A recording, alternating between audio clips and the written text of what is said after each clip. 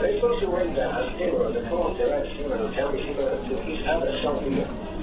The first explorer automation of general exploration comes in a radio system was a level to 10.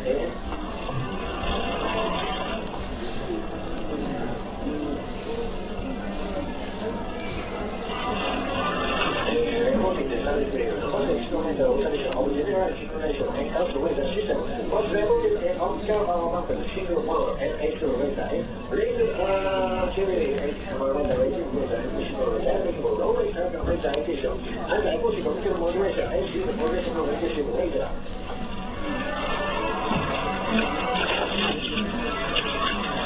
One extra course, so that's something like 20% oversubscription. But we will see. I'm not going to write very much on the board today, but everything you need to know about the course is on the website. I load Blackboard, and so I started doing websites for my courses before Blackboard existed. Back in the days when VI was the HTML editor of choice.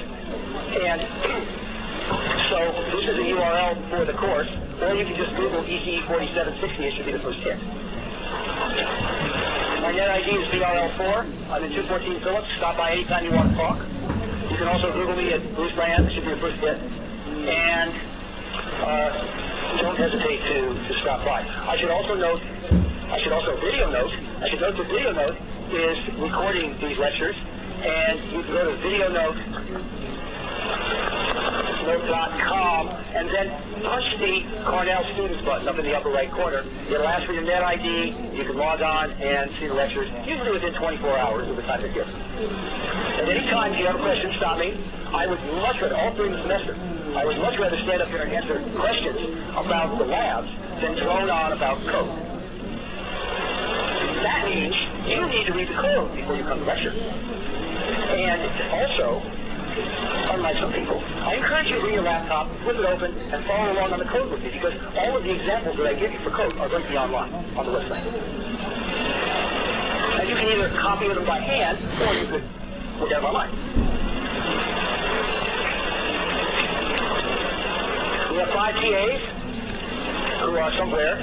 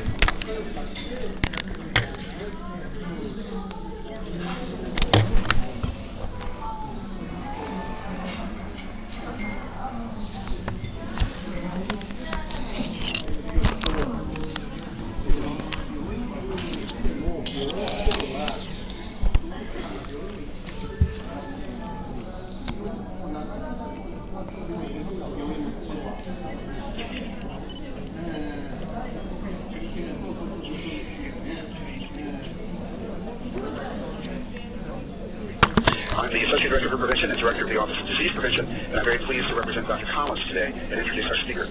Before I do that, I wanted to let everyone know that there will be time for questions after the Gordon Lecture presentation, and we have microphones set up in the 2 aisles for those who want to ask questions. I would also like to invite everyone to join me at a reception for our ODP Early Stage Investigators and our Gordon Lecture winner in the NIH Library after the presentation today, just across the hall on my left. The Robert S. Gordon Jr. Lecture is awarded each year to a scientist who has made major contributions for research training in the field of epidemiology or in the conduct of clinical trials. The Gordon Lecture Award recipient is selected based on the recommendation of the NIH Epidemiology and Clinical Trials Interest Group. This is the 23rd year that the Office of Disease Prevention has sponsored the Gordon Lecture Award. The list of prominent scientists who previously received this award can be found on our office's website, prevention.nih.gov. The Gordon Lecture was established in tribute to Robert S. Gordon Jr. for his dedication to the field of epidemiology and his distinguished service to NIH. Over the course of 30 years, Dr. Gordon served in numerous senior leadership positions, including special assistant to the director and chief advisor for clinical practice and research. He was an early organizer of efforts to address the emerging problem of HIV and AIDS, and became the key coordinator for AIDS research. For the first 10 years of his service at NIH, Dr. Gordon made important contributions to policy and management issues regarding epidemiology, clinical trials, and the health effects of environmental hazards. This year's winner and today's speaker is Dr. Mark Shipman.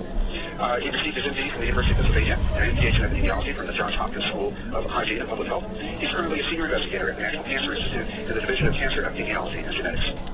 Dr. Shipman joined NCI as a staff fellow in 1983, and in 1996 was appointed chief of the clinical genetics branch, appointed chief of the interdisciplinary study section of the environmental epidemiology branch. He joined the clinical genetics branch in October of 2009 to study intensively why HPV is such a powerful carcinogenic exposure, akin to an acquired genetic trait with high penetrance for a cancer phenotype. Dr. Shipman's primary research interest is to clarify the natural history of human papillomavirus infection in relation to the risk of cervical cancer, and to apply the insights gained towards improving the screening for and management of women at increased risk of cervical cancer. Dr. Shipman's goal has been to mitigate the morbidity and mortality related to cervical cancer, which is a leading cause of malignancy among women worldwide. He's directed one of the premier HPV cervical cancer research programs in the world. He's employed an interdisciplinary research strategy, which has involved collaborations between experts in public health, clinical medicine, molecular biology, virology, genetics, vaccine development, all grounded in state-of-the-art epidemiologic principles and methods. His research has altered cervical cancer screening and prevention both in the U.S. and abroad, particularly in the developing world. His work on the four-stage cervical cancer carcinogenesis model was viewed by Moody as implausible when it was first proposed. And unfortunately, that seems altogether too common with important scientific progress that people don't make much of it at first or don't believe it. I'm reminded of the presentation by Cox on his survivalship model years ago. But it's not Dr. Shipman's model has been bolstered by extensive research data from multiple studies, is now widely accepted. The model is the basis for rethinking our approach to cervical cancer screening and treatment. So I'm very pleased to introduce Dr. Shipman, whose presentation today is not yet on the screen, but it is the changing epidemiology of HPV and cervical cancer, from etiology to validation to prevention methods to dissemination.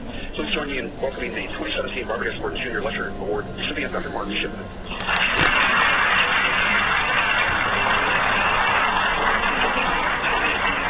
Hello, this is a great thrill for me. As a first-year fellow, I think I came and talking here, and my legs were shaking, and I was asked to walk on something. And I remember just being incredibly fearful that an MD, MPH, coming to the great NIH would have nothing to contribute here. And now I realize I look out and there's friends all around, and this is my home. So thank you very much. And that is my wife, by the way, who I slipped in to the internet. So I figure at minimum this is wasting $30,000 in lost productivity, and I actually actively encourage multitasking and anything you want to do. So after a brief introduction, I want to give it my best. I was trying to think what is worth so much time for so many people. So I'm going to talk about the highlights of the three phases of cervical HPV epidemiology that I've explored, and a few important lessons I've learned spending my entire working life at NIH. If anyone wants a scholarly talk, then please just look at the Lancet seminar we did in 2007, which is still true, showing that we didn't make too many mistakes then, but for a more up-to-date thing, we just put out a Nature Reviews disease primer, and that will give you more details. I went to med school to be an epidemiologist, not the other way around. Paul Foley was my mentor at Penn. I had wanted to do epidemiology since I was an anthro major, and I wanted to do good. And I liked statistics, like most people did. So I spent a year in West Africa studying schistosomiasis. I worked for APHA's Office of International Health. I went to the Public Health Service, Office of Public Health at Parkland, and then I applied to Johns Hopkins to a PhD in international health and was turned down. I met with the dean, and he said, you're a policy guy. I can tell that you're a policy guy, that you have a lot of things you want to achieve. And right now, MDs control international health in most of the world. And I'm not letting you into my program. You'd be unhappy. Which really resented that. And I went to med school, ultimately, wanting to be an epidemiologist the whole time. This was an odd way to address, I kept saying, what's the evidence for this? We're doing so many tests, what's the chance of being a false positive, and other things that led to, in different grades while I was in med school.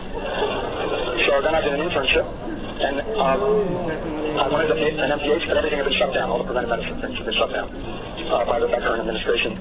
But there was the Public Health Service FE training program. And that was my last hope of getting an MPH paid for. We were starting to have kids. And so these guys actually hired me. And two of them were in the audience. And I thank them for that. Because I don't know what I would have been. I had also applied to be a family doc and an ER doc at the same time. And that was the reason I'm here. And I've never left. So I've only known Dr. Gordon. I don't know how many other people actually knew Dr. Gordon at all. How many people here knew? I can't really tell, but he would lecture sometimes and then convene the FE training program. And I want to say that he taught me an important lesson, and that sometimes he would fall asleep while we were lecturing, while we were giving our little talks. He seemed a little bit disengaged sometimes, and I attribute it to his age, which is younger. He's out at 59, younger than I am now. And then I realized he never complained, never said anything, but he was dying of cancer. And when I found that out, I was like, damn, this guy is really dedicated because he knows he's dying and he's still coming to these kids talk. And I thank him for that lesson and for his dedication and what he's taught me. So I studied one thing for 30 years, despite advice from senior investigators that I should switch it out. I remember I started with 4 things, and I decided to study HPV because what I wanted to do was make impact. I consider myself a preventive medicine doctor and a scientist, but I want impact. So I have gotten variety through focus, and what that means is I've been doing exactly the same thing in the same place for 30-some years, for almost 35 years, but it's like a microscope. You focus down. First you look at the tissue, then you do low mag and you see certain things. You get high magnification, you start to see cellular features. You go to electron microscopy, all of a sudden you're looking at viral structure. And if you do special stains, you get more insight. And what I found is, as we click down to a greater and greater understanding of cervical cancer and HPV, whole new vistas open up. It really is like different fields. And there's a richness of a continuing story that I'm tremendously interested in. And also the sense that each time we're rediscovering a level of detail that will, of course, I'll never get to the end of now, I know. Now we're down to the individual isolated whole genome, and there's a whole new world out there that's redefining a lot of what we thought we knew. I realize there's no end to it.